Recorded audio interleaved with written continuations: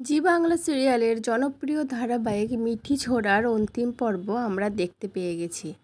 তো গল্পের শুরুতে আমরা দেখতে পাই অনির্বাণ মুম্বাই যাওয়ার জন্য রেডি হতে থাকে, আর সেখানে দাঁড়িয়ে থাকে সিমরান আর রায়।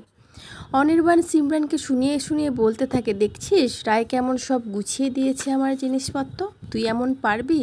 এটা একমাত্র আমার রায়ই পারে এত গুছিয়ে কাজ করতে।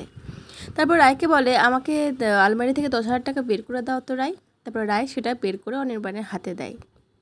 বেরোনোর আগে অনির্বাণ রায়কে বলে, তুমি এখনও আমাকে ক্ষমা করতে পারোনি বলো। জানি না তোমার সাথে আর দেখা হবে কি না, বা কবে দেখা হবে, আদৌ হবে কি না, তবে তোমাকে আমি বলছি রায়, তুমি যেদিন আমাকে ডাকবে আমি সেদিনই তোমার কাছে আসব, তার আগে আসবো না। এই বলে ওখান থেকে বেরিয়ে যায় অনির্বাণ। তারপর রায় আস্তে আস্তে বলতে থাকে, সাবধানে যেও। অন্যদিকে দেখতে পাই আমরা স্রোত ফোনে কথা বলতে থাকে। হ্যালো, কে বলছেন? হ্যাঁ হ্যাঁ, এটা অনির্বাণ রায়েরই বাড়ি। কি বলছেন? কি অনির্বাণের তার অ্যাক্সিডেন্ট হয়েছে?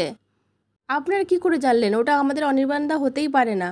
ও, আপনি ওর ব্যাগ থেকে সমস্ত কিছু নাম্বার পেয়ে ফোন করেছেন? কোন হসপিটালে ভর্তি করেছেন? ঠিক আছে ঠিক আছে, আমরা আসছি। আর স্রোতের এই সমস্ত কিছু কথা শুনতে পাই রায়। আসলে স্রোতের মূল উদ্দেশ্যই ছিল যাতে রায় কথাগুলো শুনতে পায়, কারণ তারা একটা ছোট নাটক করতে চেয়েছিল যাতে রায়কে আবার আগের জায়গায় ফিরিয়ে আনা যায়, যাতে রায়কে আবার স্বাভাবিক জীবনযাত্রায় ফিরিয়ে আনা যায়। আর রায় এটা শুনে পাগলের মতো কাঁদতে থাকে, বলছে না অনির্বাণের এটা হতেই পারে না, এটা কখনোই হতে পারে না বলে পাগলের মতো কাঁদতে থাকে রায়। আর পাশ থেকে সিমরান বলতে থাকে, দেখেছো তো অনির্বাণ যাওয়ার আগে তোমাকে বলেছিল যে তুমি ওকে ক্ষমা না করলে ও আর কোনো দিন ফিরে আসবে না, কথাটা সত্যি হয়ে গেল। তখন রায় বলতে থাকে, এটা কখনোই হতে পারে না, অনির্বাণের কিচ্ছু হতে পারে না। তখন সিমরান আরও বলতে থাকে, তুমি একবার বলো যে অনির্বাণকে ক্ষমা করে দিয়েছো, তুমি একবার মন থেকে ডাকো, দেখবে অনির্বাণ ঠিক ফিরে আসবে। অনির্বাণ যে তোমাকে এতটা ভালোবাসে, ও তোমাকে কখনোই ছেড়ে যেতে পারে না। তখন রায় প্রচণ্ড জোরে কাঁদতে কাঁদতে বলতে থাকে, অনির্বাণ তুমি ফিরে এসো, আমি তোমাকে ক্ষমা করে দিলাম, অনির্বাণ তুমি প্লিজ ফিরে এসো বলে কাঁদতে কাঁদতে মাটিতে বসে পড়ে। তখন পিছন থেকে অনির্বাণ তার মাথায় হাত দিয়ে বলে, কাঁদছো কেন রায়? এই তো আমি এসেছি, আমি তোমাকে ছেড়ে কোথায় যাব বলো। তখন রায় আস্তে আস্তে কাঁদতে কাঁদতে তাকিয়ে দেখে সত্যি অনির্বাণ এসছে। তখন অনির্বাণের বুকে ঝাঁপিয়ে পড়ে রায় কাঁদতে কাঁদতে, অনির্বাণকে জড়িয়ে ধরে।